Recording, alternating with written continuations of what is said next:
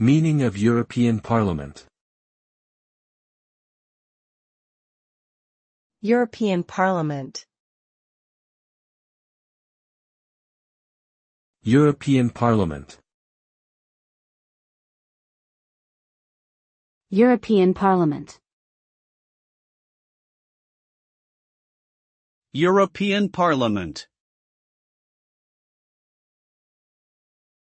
The European Parliament is one of the institutions of the European Union.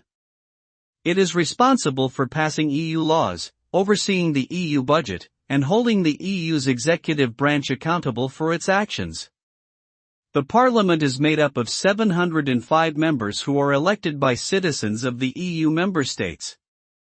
Its role is to represent the interests of EU citizens and promote EU integration. The decisions made by the Parliament have a significant impact on the lives of people in Europe, including issues related to trade, security, and human rights.